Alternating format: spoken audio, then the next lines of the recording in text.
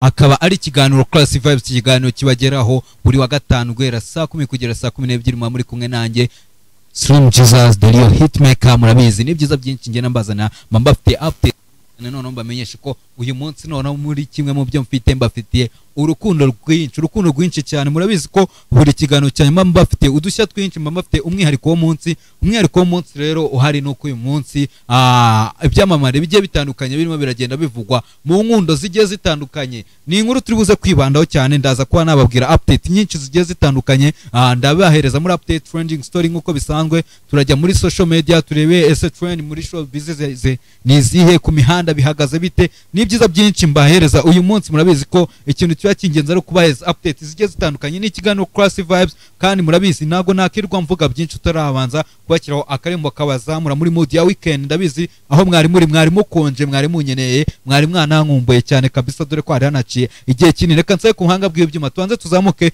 n'indirimbo imwe byene mukanya mitengarukana na update zigiye zitandukanye, ibintu bikomeze kugenda fresh cyane kabisa. Ni ikiganiro Classic Vibes, ikiganiro kibageraho buri wa gatanu guhera saa 10 kugera saa 12 muba muri kumwe nanjye Slim Jesus the real hitmaker. Let's go bya fresh. Murabona ko nyine even n'umuziki ndundi twatangiye gutuma uzamuka, abanyarwanda aritwe turi gutuma umuziki ndundi wipushinga. Murabizi ko mu minsi yashize nago bajyaga bakunda kurebwa cyane cyangwa ariko murabona ko nabo byatangiye kugenda fresh cyane. Indirimbo rero Akadage ni indirimbo navuga ko ari indirimbo nziza cyane, ni indirimbo ifite sound iryoshye cyane ko yabaye mastered, yabaye producer n'uwo bita namu producer uheruka kwivugira ko agiye kuzajya aca $1,000 ku ndirimbo. Sinzi nimba nawe ari $1,000 baca, ariko umuziki nyarwanda urahenza, nicyo kintu navuga bishoboka ko nyine bashobora kwa ari nayo bishyuye. Ni indirimbo nziza ifite amashusho meza, aho amashusho yayo wafatiwe mu Burundi, kandi akaba ari indirimbo bikekwa ko yakozwe ubwo Juno Kizigenza aherukaga mu Burundi, yari yagiye mu gitaramo cy'umwaka mushya aho yajyanye na Davis, ariko Juno Kizigenza akahaguma. Nekeza ko yagumye ari mu mishinga igiye itandukanye. No munsi turaza kujya kuri update nyinshi zigiye zitandukanye. Uyu munsi rero nkaba mbanje kubahera kuri indirimbo Akadage. Ndaza ushobora no kwita wibaza impamvu indirimbo bahise Akadage, ushobora kwibaza ibintu byinshi kuri indirimbo, gusa ndaza kuba nabigarukaho kuko murabona ko muri iyi minsi abahanzi nyarwanda barimo barakora indirimbo zijyanye n'inzoga, bari gukora indirimbo zerekeranye ibintu bijyanye n'inzoga cyane kabisa. Turaza kubigaruka, turaza kurese nihe mpamvu abanyarwanda barimo ariko indirimbo z'ubusinzi, nihe mpamvu ibi byaherukaga mu myaka yashize. Uwo bita Riderman, uwo bita ba Jay Polly, nyakwigendera Jay Polly, ndetse n'ibindi byamamare bigiye bitandukanye. Ubwo bazi nka Riderman murabizi avuga ati nyicu gusa nka champagne, ndihoro, ndetse n'izindi nyinshi cyane zijyanye n'utubari cyangwa zijyanye n'ubusinzi, ndetse n'abandi bahanzi bagiye bazikora. Ariko tushobora kwita twibaza se uyu mwaka kuki abantu batangiranye n'indirimbo zo mu tubari cyangwa se indirimbo z'abasinzi? Ese uyu mwaka wabugiye kuzana itandukaniro n'uwa 2020 bivugwa ko ari umwaka waranzwe no kuvuga ko ari umwaka w'ibishegu, kuko niwo mwaka waranzwe no kuba abahanzi nyarwanda baririmba ibintu navuga bijyanye n'ibishegu gusa, akazajya biririmba nyine bijya bari kutanga navuga nka message zerekeranye n'umubiri. ubwo urumva nikeza ko ubushobora kwa hari icyo bigiye guhindukaho, kuko ubu ngubu bakaba baje ku ndirimbo zose. Sinzi impamvu abanyarwanda cyangwa se abahanzi batajya barimba indirimbo zishishikariza cyangwa zitanga ubutumwa bushobora kuba bwakinjiza cyangwa bukagira ingaruka bwinjiza cyangwa icyo bwinjiza ku gihugu, kuko urumva indirimbo zishishikariza ubusinzi ni ibintu bitangaje cyane. Turaza kubigarukaho kuko ndaza kugaruka ku bahanzi baheruka no kubipfa mu gihugu cya Tanzania. Reka tuhite dukomeza rero tukiri kuri indirimbo ya Alvin Smith ndetse na Juno Kizigenza bita Akadage. Tuhite twikomeza nanone kuri indirimbo nanone turacyari mu Burundi, akaba ari indirimbo bita Quit. Ni indirimbo y'uwo bita Double J, ya ubundi original yitwaga Quit rero bita Double J. ubu ngubu bakaba barakoze remix yayo, bakaba none remix yayo harimo uwo bita Double J, Bruce Melody ndetse na Uncle Austin. Ni indirimbo nayo navuga ko iri kurebwa neza, ni indirimbo yasohotse na minsi ishize, ariko ni indirimbo iri kubikora neza ku mihanda. Ni ibintu bitangaje binatunganye kubona uwo bita Uncle Austin wari umaze igihe kinini adakora umuziki cyangwa se atajya mu muziki cyane, ubu ngubu akaba yagarutse n'umuntu ahita avuga ati reka nkore remix. Iyo Uncle Austin bisanzwe bizwi ko akunda gufasha abahanzi cyane, ntekereza ko ashobora kuba ari impano ikomeye yabonye mu bita Double J. ubu ngubu akavuze ati reka musapotinge cyane, ko ubundi indirimbo Uncle Austin yakozemo ubundi ni gake cyane ko yabura kuri top 10 cyangwa se ku ma top hits yo kuri Kiss FM. Ntekereza ko iyi ngiyi kwiti rero nubwo ariyo ishishikariza ibintu bijyanye n'ibyo kunywa inzoga simbizi, ariko ntekereza ko nayo ishobora kuba yaba igiye kujya muri playlist zibarizwa kuri Kiss FM. Tuhita dukomeza rero, twari tukiri kuri kwiti, tuhita tujya ku cyamamare waba bita Ngabo Medal Jobert. Ngabo Medal Jobert nawe akaba ari umuhanzi uhagaze neza kandi akari n'umuhanzi navuga umwe mu bahanzi bakuzwe cyane, cyatse umwe mu bahanzi ahubwo ntekereza ko ashobora kuba ari umuhanzi wa mbere ukunzwe mu minsi yashize. Muri ko nababwiye ko agiye kwasohora indirimbo bita Grateful, ubu rero akaba yasohoye, akaba ari indirimbo yabashe kwarebwa n'ibihumbi bigera muri 440 ingahe na 50 kuzamura mu minsi 5 gusa. Ni indirimbo nziza cyane mu gihe yaramaze hafi umwaka urenga adasohora indirimbo, ariko akaba yasohora indirimbo ikarebwa kuri ubu buryo. Murabizi ariko ubushize bwo yigeze kwasohora indirimbo irebwa na miliyoni 2 nakeka miliyoni 1 mu minsi 2, ariko sinzi impamvu none views zitari nyinshi cyane, ariko cyane ko abantu bari kugenda bavuga ibintu bitandukanye kuri indirimbo. Niyo mpamvu ngiye mfashe umwanya wo kuyigaruka, kuko namwe muraza kuyumva namwe muragenda muragira icyo mubivugaho, kuko abantu bari kugenda batera comments zigiye zitandukanye. Umwe ati ni remix izi ni indirimbo agiye akora, umwe ati ni Nawamusimbura remix yasuyemo, abandi ati ni indirimbo The Ben yasuyemo, abandi ati ni indirimbo ya Shafi yasuyemo. Abantu kugenda bumva uburyo bugiye butandukanye, gusa indirimbo yakozwe niwe wita Lick kandi ni nawe yarakoze Nawamusimbura, ni nawe agiye gukora indirimbo za Medi nyinshi cyane. Ubwo ntekereza ko sinzi impamvu abantu bari kubigarukaho, gusa ibyo byose umuntu uri kubyumva n'umuntu yumva umuziki nyarwanda cyangwa usanzwe akurikirana umuziki nyarwanda afite ibyo ari gukuramo, nawe afite uko ari kubibona. Ngewe ntabwo ndi hano gushinja indirimbo mvuga ati ino ndirimbo ifite iki kibazo cyangwa ino ndirimbo nimbi cyangwa ifite defo runaka, kuko indirimbo ikintu navuga nuko nzi ko indirimbo irarushya cyane ku muhanzi uyikora, cyane ko nka Meddy akora indirimbo zimuhenze cyane. Umuhanzi ubarirwa muri Leta Zunze Ubumwe za Amerika ashyiraho amafaranga menshi cyane. Rero uyu Meddy agiye avugwa ibintu byinshi bigiye bitandukanye, cyane ko mu minsi yashize byavugwaga ko ashobora kuba yarakubiswe na madamu, aho bivuga ko yamuhaye rushyi, ariko madamu akaza ko yabiseka cyane. Gusa mu minsi yashize uwo bita madamu yaje kuba yamwihanganisha avuga ati ihangane mukunzi mwiza kubw'ibihe bibi waciyemo byatumye ubaho utameze neza. Nyuma rero ko Meddy asohoye indirimbo Grateful kandi yakiwe n'ibyamamare bigiye bitandukanye, aho ibyamamare bigiye bitandukanye byayisamiye hejuru, ndetse n'uwo bita Igitangaza Bruce Melody aza ko yafata ifoto ayipostinga kuri Instagram ye ashyira #Grateful. Ushobora kwibaza ese yabikoze kubera iyihe mpamvu? Musanzwe bizwi ko umuhanzi ugiye gusohora indirimbo akunda gukoresha hashtag agashyira indirimbo agiye gusohora. Abantu barakeka se ubu ngubu na Bruce Melody agiye gusohora indirimbo bita Grateful. Gusa ariko ibivugwa nuko Bruce Melody ari uko yakiranye indirimbo ya Ngabo Medal Jobert. Ni ibintu byiza cyane kabisa kuba umuhanzi yashyigikirwa n'undi muhanzi mugenzi we. Abantu benshi bakunda kuba babagereranya, urumva ni ibintu bya fresh cyane. Rero tukiri no kuri Bruce Melody, rero twite tunikomereza n'ubundi kuwa bita Element, kuwa bita Element, aho biri kuvuga ko Element wabarizwaga muri Country Record. N'undi Element n'ubundi bivugwa ko cyangwa se binavugwa biranemezwa biranagaragara n'amaso n'ibimenyetso byinshi bigaragaza ko uyu Element yazamuye no bita Bruce Melody, akaba ari we navuga ko wamuhaye platform akaba yamenyekana. None nyuma kugira ngo Bruce Melody amutwereke tumumenye, ubu ngubu noneho yavuze ati mwe n'umuhungu wanjye none mwereka n'ahandi mujyana. Nyuma gutuma rero Element aba ikimenya bose mu gihugu cy'u Rwanda, noneho Element ubu ngo Bruce Melody akaba yamujyanye yamwerekeje muri label yitwa 155 AM. Ntabwo ari label yiwe muranyanganira, ahubwo ni label Bruce Melody abarizwamo, akaba ari label imanagingwa na Coach Gael. Bishatse kuvuga ko muri aka kanya uwo bita Bruce Melody ndetse na Element producer bari kubarizwa muri label imwe, ndetse afite manager umwe. Gusa murabizi ko mu minsi yashize uwo bita Medbeat atarajya mu Bwongereza yabaga ari kumwe na Bruce Melody bya hafi. Ntekereza ko murabona ko nyine nyuma yuko Medbeat yerekeje uwo umusimbuye aba Element, bibaye nyuma yuko kandi 155 AM basinyishije undi mu producer bita Keys, umwe yakoze indirimbo bita ndakeka ni radio ya Aline Sano. Akoze indirimbo niwe wakoze indirimbo ya Aline Sano. Aline Sano akaza kamwereka abantu benshi bagiye batandukanye bakamenya biza kurangira rero abaye signed muri 155 AM. ubu rero muri aka kanya rero bakaba bafashe undi mu producer akaba ari Element.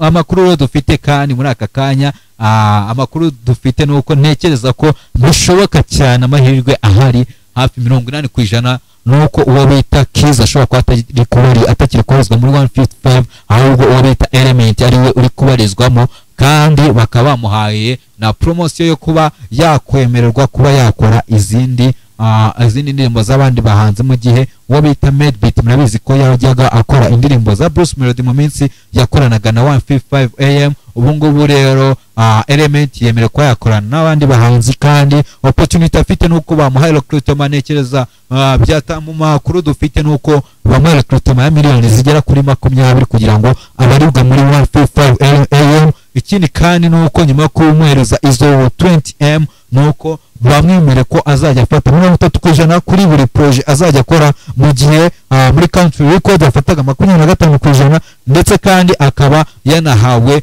n'umushahara w'ukwezi azajya ahabwa. Urumva ni ibintu byiza cyane kabisa, ni ibintu bya fresh cyane ku producer wacu ukiri muto cyane Element uri kube gendamo neza, urimo urakura neza. Navuga ko ari mu myaka cyangwa ari mu bihe byiwe. Urumva ko ni ibintu bya fresh cyane, urumva reka dukomeze twifurize Element guhirwa muri kariyeri yiwe. Rero tukiri kuri Element rero tujye twikomereza kuba bita The Ben na Pamela. Ubu rero nabavuga ko turi bwinjire mu rukundo, ariko mbere ko twinjira muri mujyi w'urukundo ndazinsabe ku buhanga bw'ibyumanze badushyiremo akarimbo kari hafi kabisa. Akarimbo kari hafi tubanze tumere nk'abantu barimo barinjunga fresh none mitengaruka no turagaruka turi muri mujyi w'urukundo. Bafashije bakanshyamo akarimbo k'urukundo, byaba byiza cyane kuko tugiye kuza muri update z'abahanzi bagiye bajya mu rukundo. Hari nk'indirimbo yewe bita Alia Wise yitwa You Should Know iri hafi, kuko cyangwa se indirimbo yewe bita Away kwanza.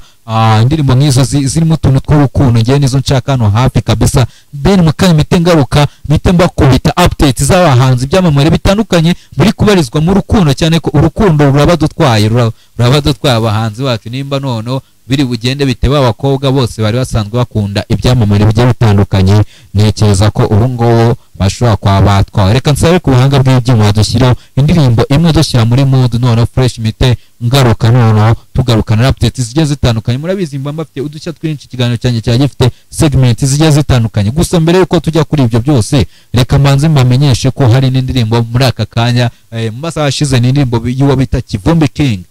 Nindirimbo bita Kivumbi King nawe yakoranye na Akili nawe yitwa Yaramaye. Ni indirimbo nayo nziza cyane, ni indirimbo yabashije ko yarebwa n'abantu bagera ku 5,000 mu isaha imwe, akaba ari indirimbo nziza. Ni indirimbo iri kubikora cyane kabisa, ni indirimbo uyumvisha wumva ifite sound nziza, imeze fresh cyane. Murabizi ko no mu minsi yashize nanababwiye ko Kivumbi King agiye kuba yabasohora indirimbo hamwe na Akili. Ubu none yongeye aragaruka akaba adukoreye umuzigo kabisa. Akari indirimbo bita Yaramaye, ni indirimbo nziza ifite amashusho meza cyane ko bano basore ari inshuti za hafi y'Akili ndetse na Kivumbi King. Reka badushyiremo indirimbo Den mukanya mitengaruka none tugira muri mood y'urukundo kugira ngo ibintu bigende fresh cyane kabisa. Let's go. Nguwo yari The Ben Benjamin, akaba ari umuhanzi navuga ko numwe mu bahanzi bakunzwe cyane hano mu gihugu cy'u Rwanda ndetse na Afrika ndetse na East Africa muri rusange. N'umuhanzi wagiye ukora indirimbo nyinshi cyane z'amahite agiye atandukanye, akaba ari umuhanzi navuga ko akunzwe cyane n'abantu benshi cyane. Ushobora kwibaza impamvu muhereho cyangwa impamvu sabye indirimbo y'urukundo akaba ariyo bankiramo, aho yagira ati I will border everywhere you want me to go.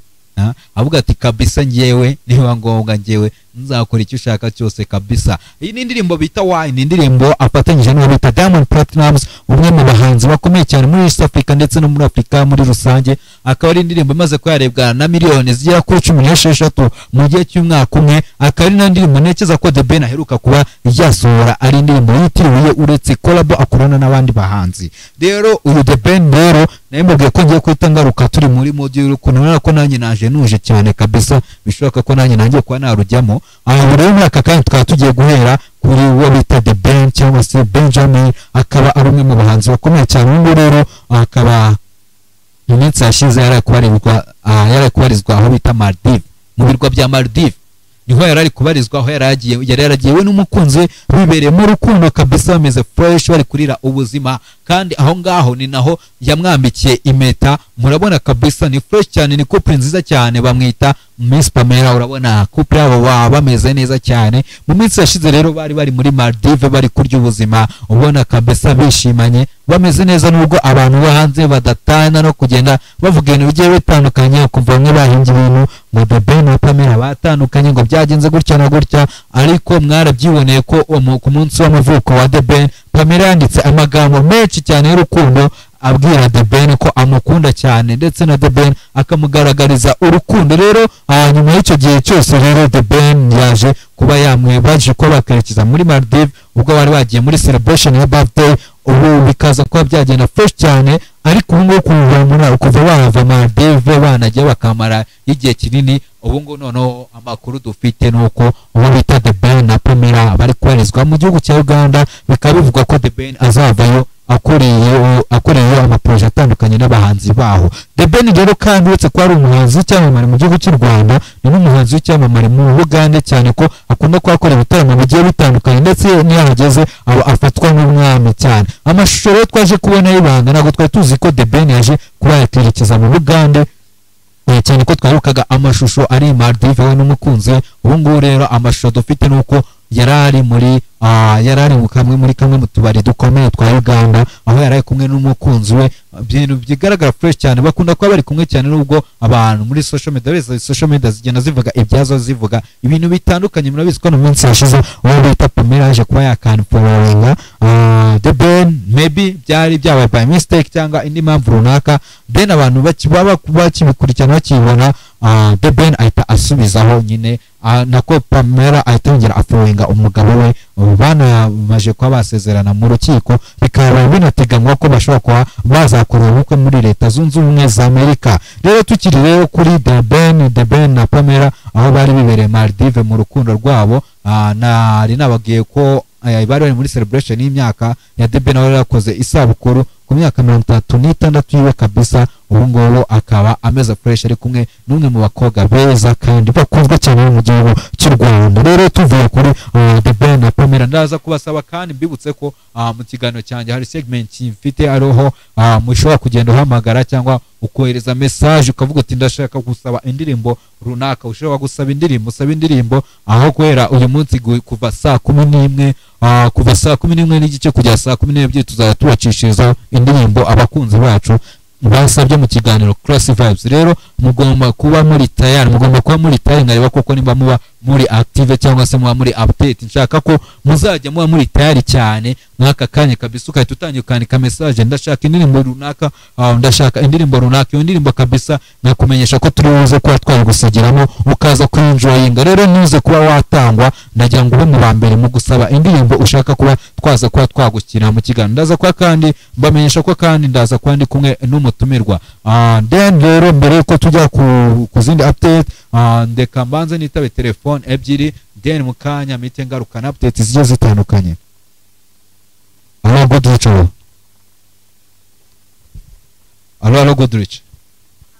Hello.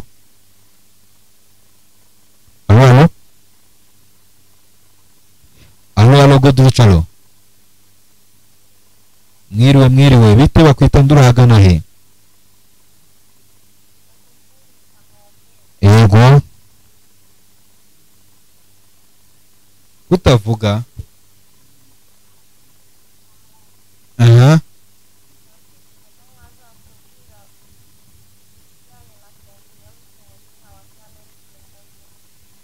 Ibijyanye na King James ndetse ukasa n'indirimbo imwe biraza kujyaho kabisa. Hello Goodrich. Hello Goodrich.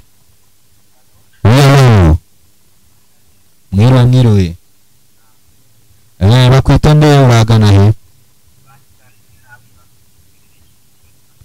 Kicukiro Sonatube. Urifuza ko tukugeza amakuru yande? Urifuza ko twaza kugukinira iyi ndirimbo?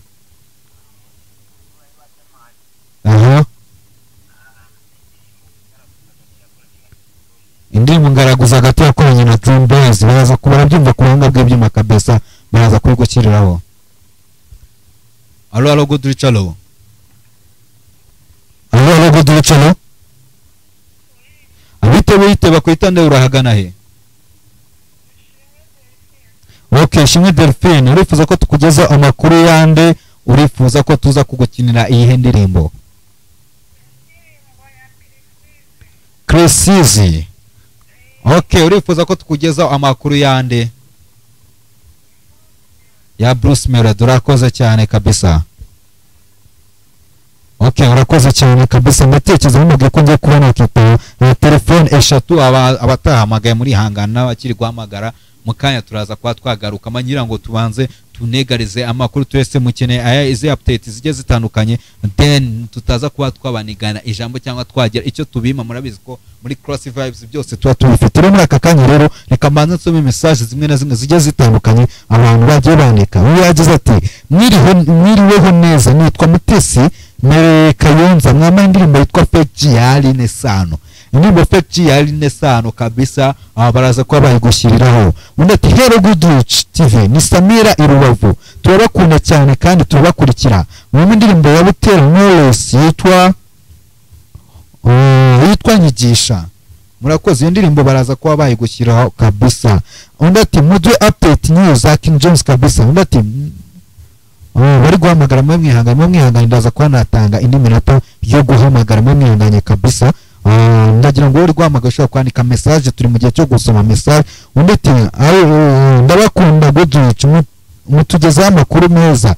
Mwama indirimbo Juno Kizigenza Jaja. Murakoze, ni Agnes.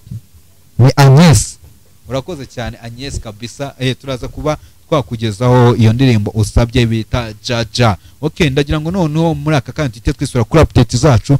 Mbibutse ko nawe ushobora kwandika message usaba indirimbo tuza kuba twagushyiraho uyu munsi kabisa. Na update tuba tubereye hano kubahereza kazi zigiye zitandukanye. Rero twari tukiri rero muri mudi y'urukundo. Nabibabwiye ko muri uyu munsi nazanye n'urukundo rwinshi cyane, mfite urukundo rwinshi ku rwego rwo hejuru. Uri muri aka kanya rero katute twikomeza ko bita Juno Kizigenza.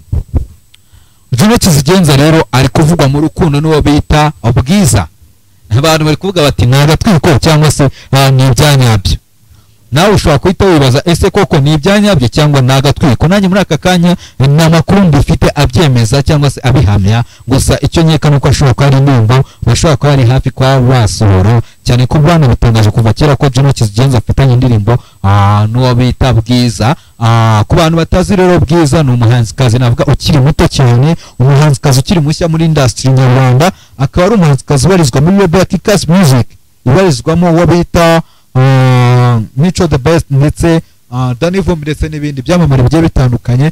Ubu ngubu rero Bwiza rero bikaba biri kuvuga ko ari mu rukundo na Juno Kizigenza. Ibi byabaye ubwo Juno Bwiza yaje kuba postinga kuri Snapchat yiwe ashyira arangije ashyira ifoto ari kumwe na Juno Kizigenza bameze nk'aho bagiye gusomana. Arangiye ashyiraho ati nzaba byose wasengeye. Abantu bahita bibaza se koko nibyo bari mu rukundo cyangwa nagatwiko k'indirimbo. Nawe ushobora kuyita ubyibaza cyangwa bikagira ese koko nawe uribaza se bari mu rukundo koko cyangwa wenda ni n'ijambo rishobora kuba riri mu ndirimbo bashobora kuba bafitanye. Biragoranye cyane kuko bita Juno Kizigenza ntacyo arabivugaho ndetse na post aragaragaza. Gusa nyine biranatangaje kuko bisanzwe biboneka bikunda kugaragara cyane kuri uwo bita Bwiza. Sinzi nimba navuga ko afite icyapa na Ariel Ways, sinzi ukuntu bimeze, nimba anavuga ko Ariel Ways ari icyitegererezo kuri Bwiza, sinzi uko nabivuga kuko mujya mubibona murabyibuka mu minsi yashize uwo bita Bwiza nanone yagiranye ikibazo n'uwo bita Ariel Ways. Murabizi ko mu minsi yashize icyo gihe bari basohoye indirimbo ya Symphony Band bari kumwe na Bwiza. Abantu baribaza bati se iyi ndirimbo ko yakozwe kera yarimo Ariel Ways, kuko ibyo byari byatewe nuko bamaje gusohora Symphony Band featuring Bwiza, then n'uwo bita Ariel Ways ahita ashyira indi ndirimbo nawe ari kuri bijyanye fresh. Biza kuba byavuga ko kandi Ariel Ways ikintu cyamubaje nuko iyo ndirimbo yasohotse ariyo navuga ko ariyo ndirimbo yakundaga kurusha izindi ndirimbo zose bakoze ubwo yabaga muri Symphony Band. Ubwo rero iyo ndirimbo rero yaje kuba yateza ikibazo ndetse banagirana n'ikibazo mu buryo bugaragara, banaterana amagambo kabisa, ukabona ni ikibazo gikomeye, ukabona uwo bita Bwiza na Ariel Ways bafitanye ikibazo, ukabona ni ikibazo gikomeye cyane. Abantu baravuga se byagenze gute, ese kubera iki agiye mu ndirimbo y'abandi kandi yari Ariel Ways, ndetse ariko nyuma byaje kuba byaza kugaragara fresh, kuko uwo bita Bwiza yaje kuba yagaragara mu ifoto arimo arasuza Ariel Ways bigaragaza nkaho biyunze.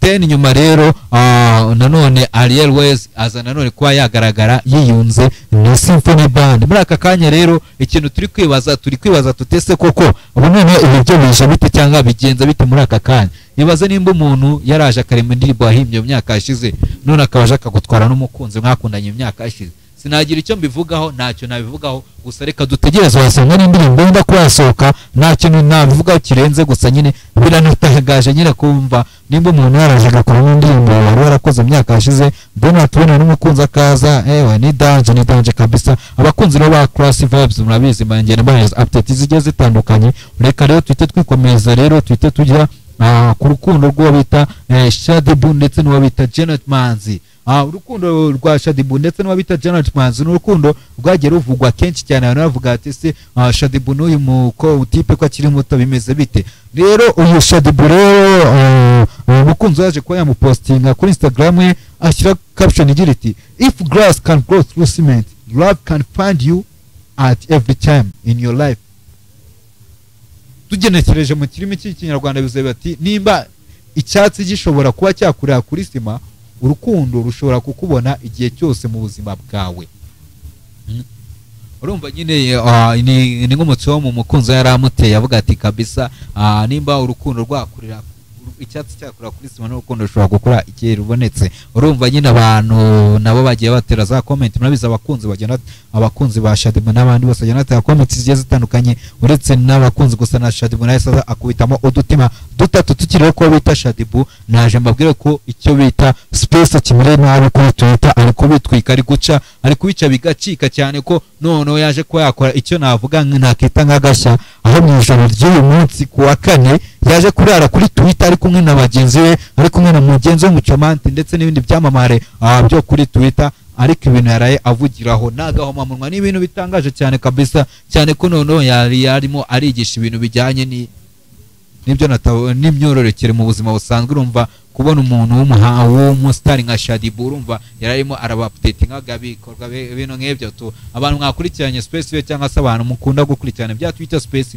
ndakeka mwabyumvisha cyane, ntago ndibwirirwe mbitinda. Twirukanse rero tukiri ku rukundo rwa Shadibu, reka Twitter twigira kuri Miss Rwanda 2012 bita Mutesi Aurore uheruka no mu gihugu cy'u Rwanda, aho yaje kuba yakibwa n'amafaranga ariko polisi y'igihugu ikabimufashamo kuba yayabona. Ubu ngo nawe yaje kuba yakambikwa impeta bwa kabiri, ni mu gihe yaherukaga kwambikwa impeta n'uwo bita n'umufotografe, yaherukaga kwambikwa impeta n'umufotografe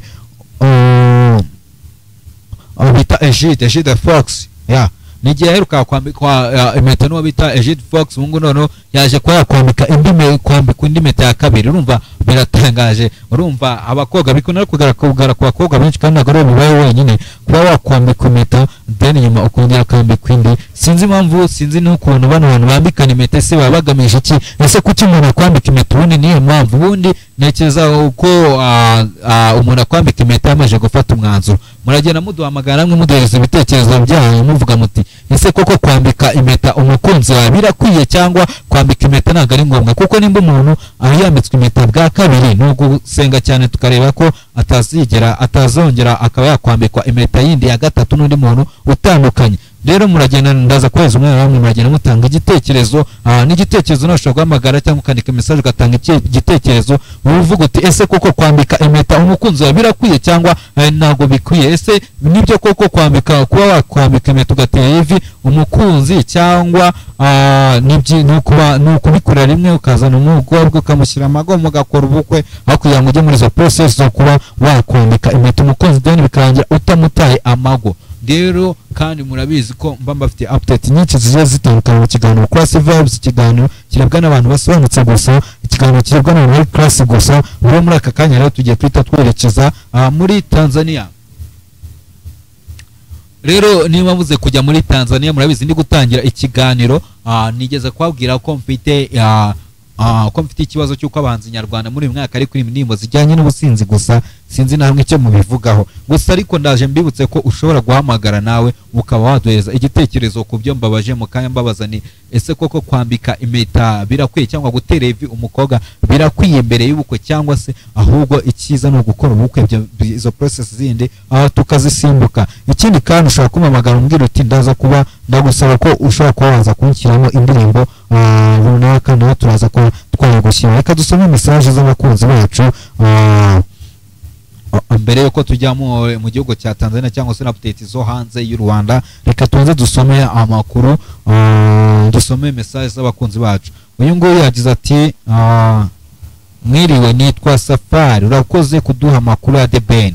Dore indirimbo imwe ya The Ben, indirimbo iraza kuba yakugeraho kabisa.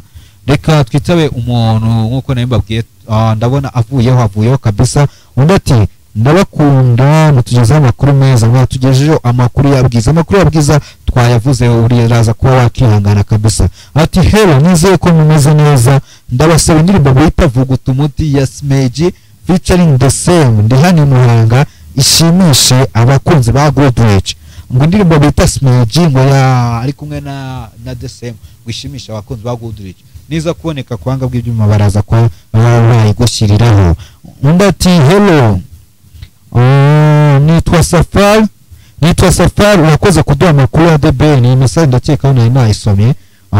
Reka tuhite dukomeza. Undi ati muduhe icyangombwa ya King James, indirimbo icyangombwa ya King James baraza kuba bayigushyiriraho. Undi ati hi mumeze mute, ndi Kigali ndashaka indirimbo yitwa Love Me Hard by Bruce Melody. Indirimbo Love Me Hard by Bruce Melody baraza kuba bayigushyiriraho. Undi ati nashakaga amakuru ya Kenny Soul. Amakuru ya Kenny Soul turaguhereza nta kibazo, gusa amakuru ahari ya Kenny Soul nuko ari hafi kuba yakerekeza muri Leta Zunze Ubumwe za Amerika muri kwezi kwa kabiri, ni mu Bubiligi muri uku kwezi kwa kabiri hazajyana n'uwo bita Afrique ndetse n'uwo bita Okama ndakeka akaba bari hafi kwerekeza mu Bubiligi bagiye kuba bakorera show. Reka tuhite dukomeza mu message. Undi ati ndabakunda cyane ni Aisha nabakurikiye mwama indirimbo ndakomesinze by Sam. Murakoze cyane kabisa, murakoze abantu muri kugenda mwandika message kwa kushobora nawe guhamagara ugatanga igitekerezo cyawe. Ese koko gutera ivi ibintu birakwiye cyangwa ntago bikwiye? Mbere yuko rero tujya muri ibyo byose katubanze tunyarukire muri Tanzania aho noneho ibibazo bihari hagati y'uwo bita Rayvanny ndetse n'uwo bita Harmonize. Noneho bari mu ntambara, navuga mu ntambara y'urudaca kuko nk'uwo bita Harmonize aheruka kwandika kuri Instagram yiwe avuga ati mumbabarire mureke bahanzi bagenzi banjye bo muri Tanzania, mumbabarire mureke aho ngaho gukora indirimbo zamamaza ubusinzi cyangwa se indirimbo zivuga ku nzoga, kuko abo muziririmbira bose siko bazinywa, ndetse kandi izo ndirimbo zayo ntago tuzikunda, nta kintu na kimwe zivuze. Ubundi ni gute mwifata mukaririmba indirimbo nyine ari gusebya abantu baririmba indirimbo nyine zijyanye n'ubusinzi bavuga bati wenda nkakura barimo barasingiza akabari bavuga, namwe murabyumva mujya muzumva, murabizi ko nahereko ni mu bita Kadage yo bita Juno Kizigenza yarimbaga nayo ku businzi, yo bita Kwitwiti, yo bita Bruce Melody ndetse na Uncle Steve nabo bavuga ku businzi. Ndetse ikintu ngiye muri aka kandi kwita nibaza ntekereza ko umuziki wo mu Rwanda nimba navuga ko uri wide cyangwa se bagendana n'ibindi bihugu automatically sinzi, kuko nimba navuga ko mu gihugu cya Tanzania trending indirimbo ziri gutrendinga ni indirimbo zijyanye n'utubari cyangwa se indirimbo zijyanye n'ubusinzi no kunywa bw'inzoga, ariko no mu Rwanda urabona ko n'abahanzi bakomeye nizo bari kwikorera. Ntekereza ko sinzi impamvu cyangwa sinzi icyo nabivugaho, gusa ariko ntekereza ko turagendana nyine, ni ikigaragaza ko umuziki nyarwanda nawo turi kugenda tugendana n'abandi gatanu kuri gatanu. Murabyibuka neza ko mu mwaka washize ubwo amapiyano yazaga twagendanye nabo, ndetse muri aka kanya noneho hari indirimbo ngo zivuga ku businzi. Rero uyu Harmonize akiri kubasebya Rayvanny yahise amwibasa avuga ati wowe nta kintu na kimwe yemerewe kuvuga mu muziki, kuko wowe igihe nari ndi gukora umuziki wari urimo uracuruza caguwa. Barakomeza baterana amagambo cyane, kandi Rayvanny anasubizaho gato wowe uri n'uw'amagambo gusa, wowe ujya kurira ngo ujya kurira ngo wowe ngo bakwiruka ngo kugira ngo uve muri Wasafi wishyuye amafaranga menshi, mu gihe wishyuye miliyoni zigera kuri 600, gihe wishyuye miliyari isaga ibihumbi 300, miliyari isaga na miliyoni, we yishyuye miliyari hamwe na miliyoni 300, mu gihe umwakishyura miliyoni 600, wowe urasakuza ibicyo kuri wo kuvuga gusa, wowe urwo gucuruza cagwa iby'umuziki byo kabisa ukabireka. Rayvanny akomeza yibasira kandi uyu nguyu gusa byose bikomoka ku kuba ari indirimbo bita Nitongoze Rayvanny ari guteganya kuba yakorana na Diamond Platnumz, ndetse kandi urumva ni ibintu byaje kuba byakora beef cyane kabisa, ni ibintu byakoze beef, bakomeza babidiringa noneho uwo bita Rayvanny atavuga ati niko sha wowe umwibitaye wangiza ukiyumvamo Tupac, wowe wumva urenze wowe ibyo bintu ntibikagushuke kabisa. Ibyo bitabo murumva nyine abahanzi bakomeye dufata nk'ibyitegerezo batangiye kuba baterana amagambo cyane ku rwego rwo hejuru, urumva ko ariko nekeza ko baba barimo banikorana na trend ni ibintu byiza cyane, ahubwo twakabonye no kubona n'abahanzi nyarwanda nabo bari guterana amagambo, natwe tukabona nabo bagategesa imbuga nkoranyambaga, bari fresh cyane kandi ni ibintu byiza cyane. Tukiraho rero reka tuhite twikomereza muri Nigeria, navuga ko ari nacyo gihugu navuga muri Afrika kiba kiri cyangwa se dukunda kwirefera cyane, yaba hano muri South Africa. Nigeria ni igihugu navuga ko tureberaho cyane, kirimo abahanzi bakomeye, harimo ba Davido, ba Burna Boy, ba Wizkid ndetse n'abandi. Ubu rero muri aka kanya ivuga kuri Wizkid, navuga ko uwo bita Davido ndetse na Wizkid nyuma y'uko baheruka kuba bakorana ibitaramo Dubai, ubwo bahoraga mu gitaramo 2017 bakarwanira mu mihanda ya Dubai cyane ko bari mu gitaramo, none ubu Wizkid aje kuba yakipostinga kuri Instagram yiwe yuko nyuma y'imyaka myinshi akora ibitaramo azenguruka isi muri rusange, none ngo agiye kuba yakorana none yazenguruka n'ibindi bihugu 7 ari kumwe n'uwo bita Davido, none bagakora show ya danje. Urumva nyine ni ibintu byiza cyane, urumva ni n'amahire kuba abakunzi b'abahanzi bombi, urumva nimba bagiye kuzajya bazamukana ibihugu bigiye bitandukanye, urumva bazajya baba batwitse ahantu bazaba bari hazajya bahuzuye. Uyu Davido kandi aheruka kuba performinga mu gikombe cy'isi, yakoze performance nziza, performance yakoze nyuma y'uko yaramaze iminsi abuze umwana we witabye Imana, bikaza kuba byanatuma Wizkid asubuka bashyira hanze album yiwe yateganyaga ko yashyira hanze. Abantu bakibaza bati se impamvu yisubitse nuko wenda bashobora kuba bariyunze, biragaragara ko igishoboka nuko bashobora kuba bariyunze. Rero tukiri kuri update ndaza reka mbanze nitabe telefone zigiye zitandukanye muri kako nagiye mbabaza ibibazo bigiye bitandukanye, then tugeza mwanya wo kumva telefone zanyu se mubivuga hiki mwebwe. Allo good reach, allo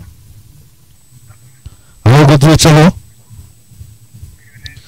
mwire meze mute bakwitambira hagana yego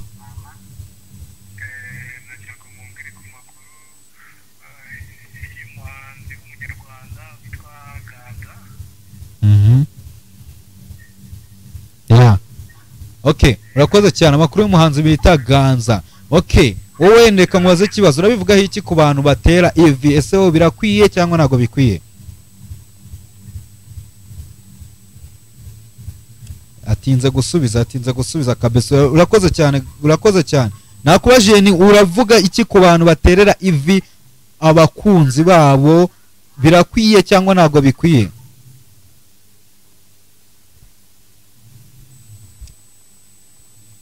Allo good reach, allo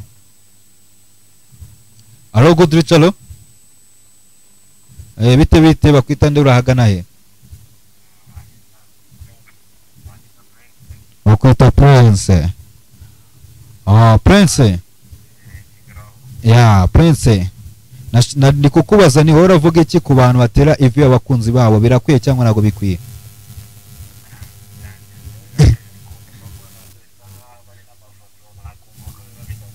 Wumva ko biba bidakwiye. Okay, urakoze cyane. None se Prince, okay, niyo ndirimbo wifuzaga kwanza? Niyo ndirimbo wifuzaga wowe? Bitarashi. Urakoze cyane. Allo good reach, allo no Narcisse. Yego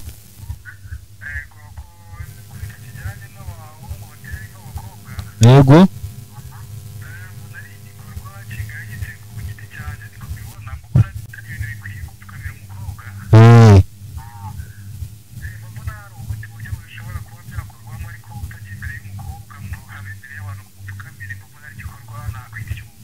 ya wose ni ubona ari iye mpamvu ituma nk'umukobwa ashobora kuba yakamikwa impeta n'abahungu babiri batandukanye mu bihe bibiri bitandukanye.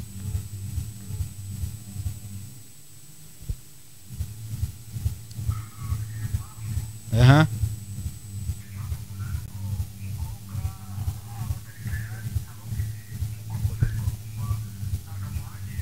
ya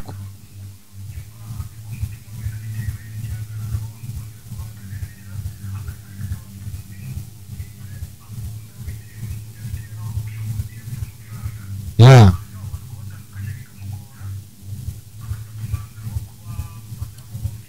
ya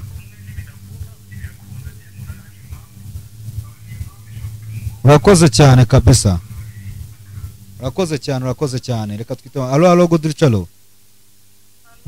Wi bite bakwita nde, urahagana he?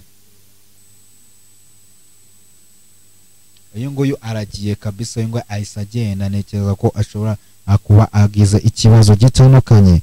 Unati wunganditse nashaka kuvuga ati I agree with you too. Okay, mbere ko tujya muri byinshi kandi nanabagiye ko uyu munsi ndabazaniye updates zigiye zitandukanye kandi nabagiye ko turi buze kuba twajya mu ngundo cyane. None muri uyu munsi bagiye ko nabazi afite none n'umuhanzi ukizamuka, afite impano, akaba ari umuhanzi afite impano yo kurimba kabisa, imana igaga fresh aho aririmba anicuranya mukandaza kwandi kumwe nawe muri studio za Good Rich TV, ndetse kandi n'ibyiza byinshi uyu munsi ndiuze kuba nabageza. Murabizi kabisa ko tuba twazanywe no kuba twatwika kabisa katwitabe ku murongo wa telefone ndemo kandi turaza kuba twagaruka na updates zigiye zitandukanye. Hello Good Rich. Hello. Bite bakwita nde, urahagana he? Bite bakwita nde, urahagana he?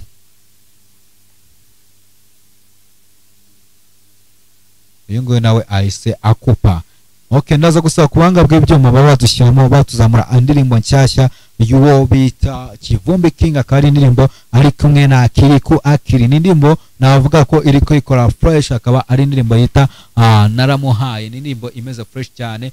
Then mukanya ndaza kuba nabasaba ko ushobora kuba wahamagara ugasaba ukagira indirimbo usaba, ariko mukanya gato yandaje mbanze nze muri studio ndi kumwe n'umutumirwa, ndaza kubahereza n'iminota nyuma yo kuba wahamagara ukagira indirimbo usaba. Reka nsabe kubanga bw'ibyuma tuzamukane n'iyo ndirimbo y'uwo bita Kivumbi King. Then mukaje mukuntu kuko ni phone naguze phone nyine sangamo ifoto iriho amagambo menshi ameze nk'ikinyamakuru kuntu sanga akajambo Legno mu ruhande rwo hejuru, akandi nkasanga hasi ka Mars. Nza kubihuza rero biza kubyara igisobanuro cyiza. Okay, banza ukwanza mbere ko tujya muri byinshi tubanza twereka abantu ko icyo gikoresho twabazanye kivuga kabisa, bataza kugira ngo twakizanya hano kugira ngo turye ifoto. Tubanza tugikoreshe, tubanza tubashyire no muri more fresh, then mukandaza nkubaza ibibazo bigiye bitandukanye. Nta kibazo. Let's go.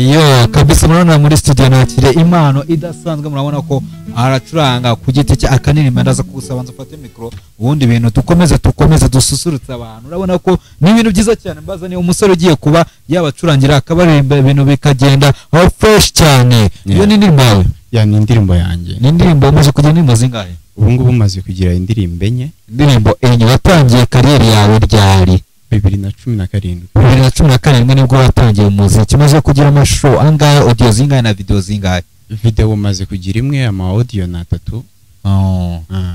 Audio ni nayo mperuka gushyira na video imwe. Indirimbo nshyashya bayita Still. Yes. Se kuki ukunda gukoresha icyongereza cyane mu bintu byawe? Buriya nyine umuziki dukora akenshi usanga ari inspiration. Kandi mu buryo bwa inspiration no kugira ngo ukore umuziki bisaba gushaka nyine izina rishobora kuba ryaba attractive. Kuko kuba indirimbo nayitira indi zina runaka hari igihe sometime riba ari the sounding fresh. Ese koko nibyo koko birakwiye? Ubona ari byiza kuba umuhanzi uri gutangira kariyeri yatangira aririmba mu cyongereza, cyangwa njye sinzi ukuntu mbibona? Ubundi wowe ubona uti ni byiza ko tuvuga niba nshatse kuba umuhanzi ndi umunyarwanda no mu Rwanda ubwaho ntago banzi abantu bari mu gihugu, then nkafata indirimbo ngashyira mu cyongereza, numva nanjye gutagatinga isoko ryo hanze n'iryo mu Rwanda nararihaza. Bimeze bite wowe byumva ute? Ikintu ntekereza kuri icyo kintu nuko buri muhanzi wese bafite uburyo akoramo ibintu bye. Nanjye muri aka kanya nshobora kuvuga ngo wenda next time nshobora kuzaba ndi hano kuri microphone turimo turacuranga indirimbo byibuza imeze nka karahanyuze yo kugira ngo nyine babasaza abantu bakuze babashe kuba nabo bayivibinga, babashe kwisanga. Urabona urubyiruko muri iyi minsi rurimo rurakoresha igishobora karahanyuze se kereke yanjye hariya ya karahanyuze ufite? Hari yanjye nanditse ariko kwito turebe ngeyo ubundi hano mu kiganiro cyanjye abari kwerekana talent. Igiye kumenesha ibanga kwerekana talent. Niyo mpamvu iyi ni segment bayita freestyle time. Ngenda nzana impano zigiye zitandukanye, uyu ufite impano ukaza ukayigaragaza. Rero kuba ufite impano ibyo tuba tugambiriye cyane. Ndasaba ko mbere yuko ugira wenda udukubita reka manze nitaye ku murongo wa telefone numva abantu icyo bavuga ku mpano yawe. Yes. Allo good Richard. Oui, bite. Allo. Ni wa mwana tuvugana? Bite se wa mwana we? Legno Mars wamubonye?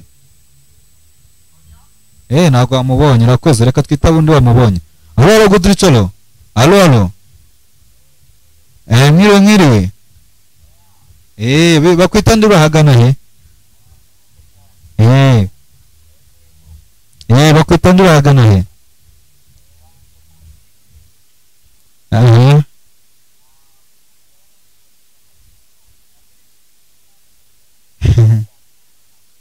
Ntabwo ari sawa. Urakoze cyane kabisa. Allo good Richard. Oui.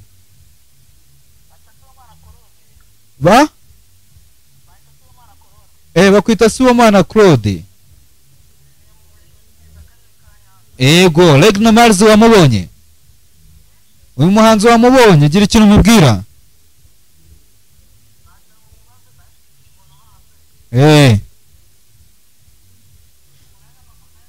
Ndaza gutanga nimero zamvugisha. Allo good Richard. Allo good Rich. Wino. Tumeze neza. Bakwita nde urahagana he? Bakwita Egidia. Legno Mars wamubonye? Legno Mars wamubonye? Ni mwiza cyane. Gira ikintu umubwira rero ku mpano ye kabisa.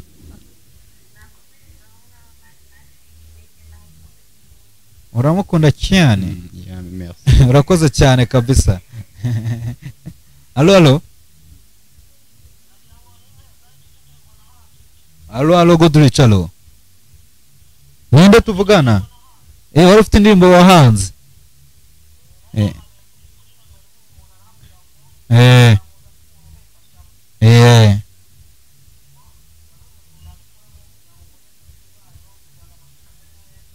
Okay, urakoze cyane ikintu nakubwira kurikirana kiganiro Classic Vibes, ndaza gutanga nimero uze kumvugisha kuri nimero yanjye turavugana, then nibyo fresh sibyo. Sawa, urakoze cyane. Legno Mars urabona ko abantu bari kugenda bakwakira, ariko nyine nawe kugira ngo bereke ko bishimiye ahita bakubita indi acapella kabisa, tugira ngo dukomeze tugende fresh, wanze bakwite kara hanyuze wongere ugende. Ndashaka ko nkora akantu kameze nka bakita ka mix, bite kabisa bavanga imiziki kabisa nk'iminota nk'ibiri turebe se bimeze bite. Okay, nta kintu bitwaye. Imiziki niwe bishoboka naga hip hop ukanagemo, turebe se bimeze bite.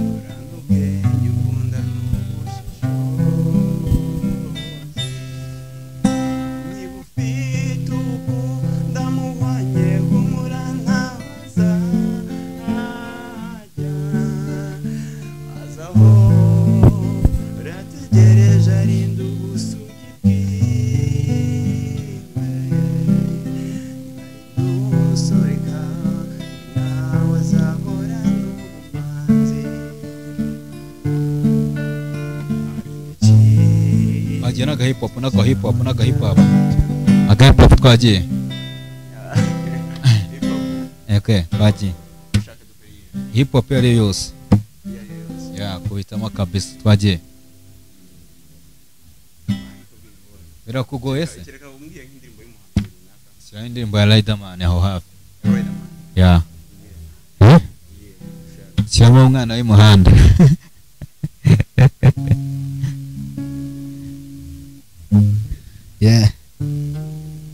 Cyangwa shyiramo indirimbo ya shyiramo ya Riderman nta kibazo.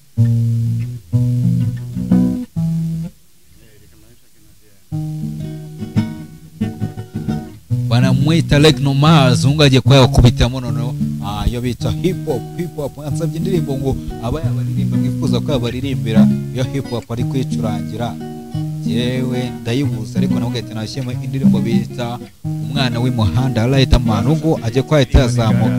Ntabwo nzi kureba twagiye. Umwana w'umuhanda azazwiho umwana wariye umwanda, kurya bifata nk'indamutso, izina rye rirazwi mu bigo ngororamuco, yabuze izina yitwa umwana w'umuhanda, isuku n'inzozi azwiho umwana wariye umwanda, izina rye kurya bifata nk'indamutso, izina rye rirazwi. Twagiye.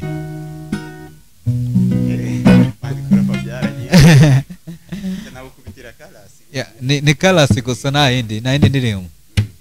Akana fresh nta kibazo kabisa, ni neza nabwo wari unagerageje kwadukira muri vibe ya fresh, natwibukije zimwe mu ndirimbo za kera zagiye zibica bigacika. Buri abantu bagenda bamagavuga ati si Legno Mars arashoboye, cyangwa baragenda bagira icyo babivugaho, cyane ko ngiye cyo ku giti cyane nabonye ko ni fresh cyane, talent uri nawe. Ese waba ufite abantu bagufasha muri career yawe?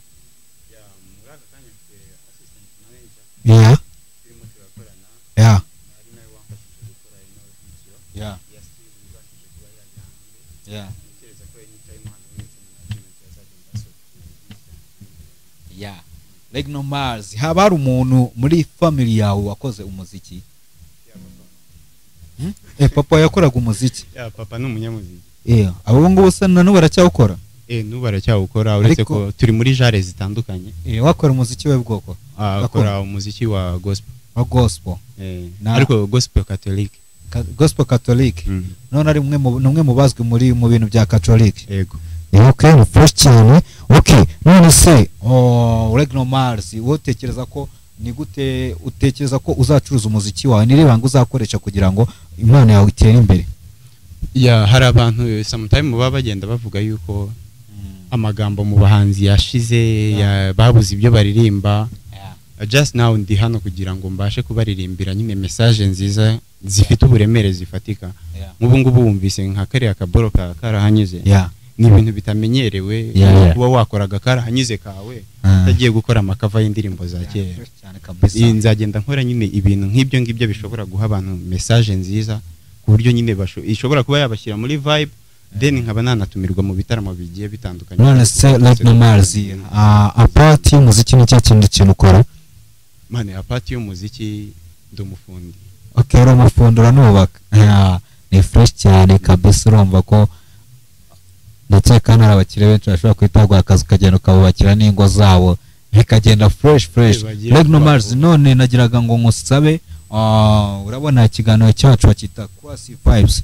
Okay, ni ikiganiro gica buri wa gatanu guhera saa 10 kugera saa 12 ndaza kugusaba akapera kuko niyo mpamvu ufite gitari uraza kwakubita akapera ijyanye n'abantu kubakundisha kino kiganiro kabisa. Mbere yuko tujya muri ibyo ngibyo sibyo ndabanze ngo sabe ese ni gute ushobora kubwira abakunzi bacu b'ikiganiro cyacu aba ushobora gusanga ibihangano byawe? No kuvuga ushobora kujya kuri YouTube ukandikaho Regno Mars official. Ushobora gusanga hino ndirimbo still. Abayeho ikibazo mu minsi yashize YouTube yanjye nari fitiza kugira ikibazo nza kuyibura, ariko hagiye hari imiziki gitandukanye iri no muyo nabacurangiye bagende nayo bayumve. Bagende nayo bayumve kandi tekereza ni imiziki myiza cyane. Regno Mars underscore ngaro twagiye akapera freestyle akapera still ugeze uririmba wundi? Oya still nago ndayiririmba. Banza kubita akapera uririmba nyuma. Okay, twagiye.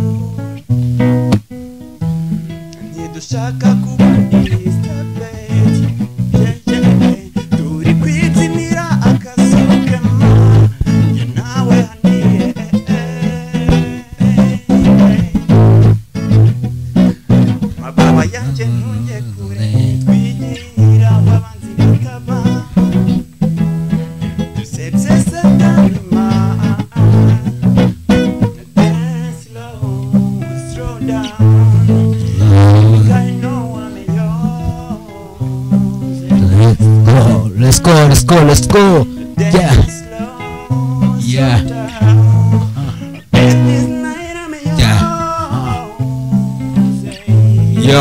Let's go kuri still. No still.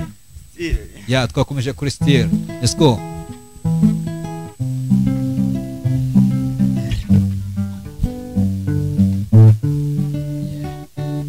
Wanamuita.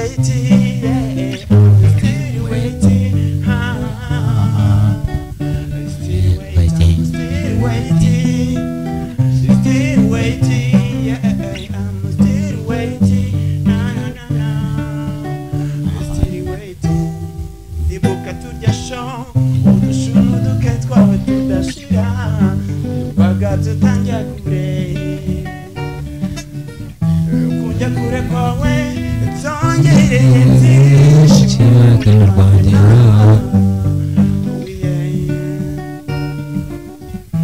zanoje kwihangana kwiyitaho no kugutegereza nanjye ubundi agaciro gakomeye kumenya neza ko niferaga I'm still waiting I'm still waiting I'm still waiting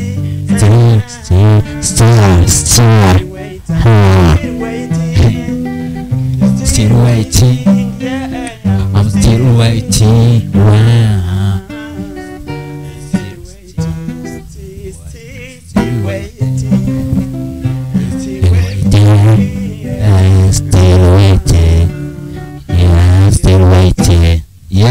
birangiye nanjye mbaye umuhanzi kabisa ugati still waiting gahoro gahoro uvuga ko wari utegereje iki still waiting for what still waiting ni indirimbo ni true story ni ibintu bisa nk'ibyambayeho baby twakundanaga no kuvuga twamaze hafi imyaka 2 ntegere nyine dusa nk'abantu batandukanye mu ntegereje ko wenda time yazagaruka just nkuko nabivuze nkitangira ngo nziko niduhura bitewe n'urukumbuzi bizagorana gutandukana ariko nyine byaje kurangira anyohereje aka SMS nyuma y'imyaka 2 nyine ntekereza ko ubwo ngubwo yasaga nk'ubigarutsemo just nyine biza kongera n'ubundi biranga kuko burya utari wawe ntabari wawe none se ubwo nyuma y'iyo myaka 2 musubiranye twasaga nk'abatandukanye tutagiciringa ese iyo ndirimbo yaba yarayumvishe ino ndirimbo yaba yarayumvishe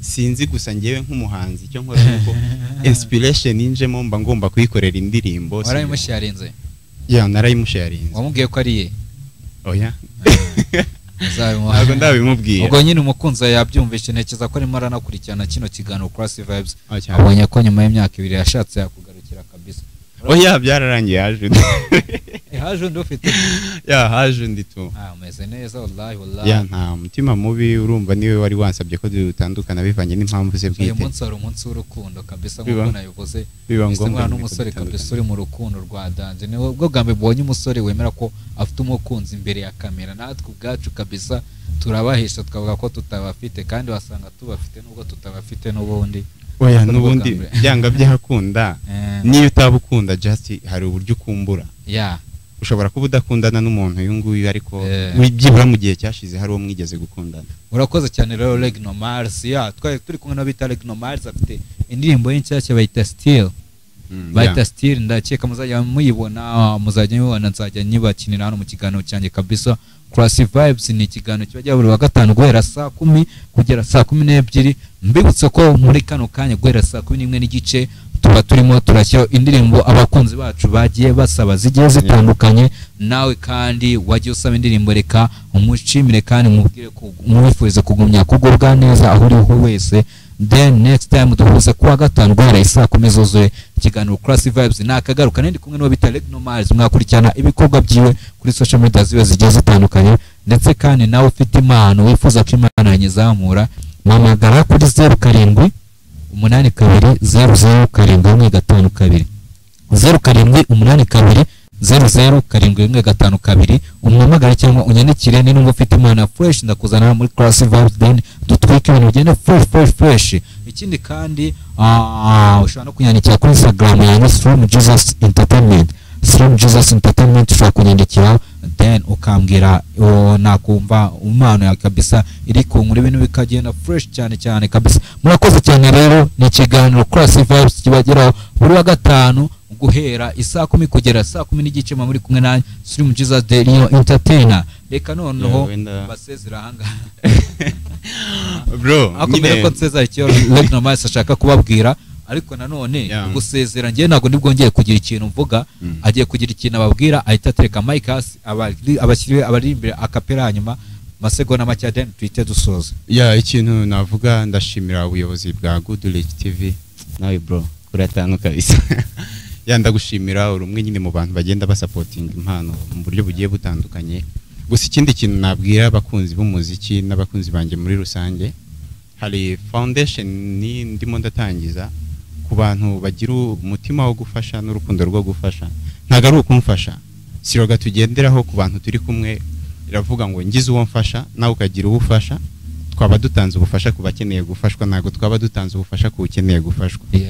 Ya ku bantu rero bashobora kuba bagira urukundo n'umutima wo kuba bafasha, twatangiye gufasha gusubiza abana barimo baracikiriza amashuri batari kubasha kubona uburyo bwo kujya kwiga, twabarabafashije bamwe barimo barasubira mu mashuri yabo. Ntekereza ko anytime uko ubushobozi buzagenda buboneka tuzagenda tugira nabo turihira ama mituweli.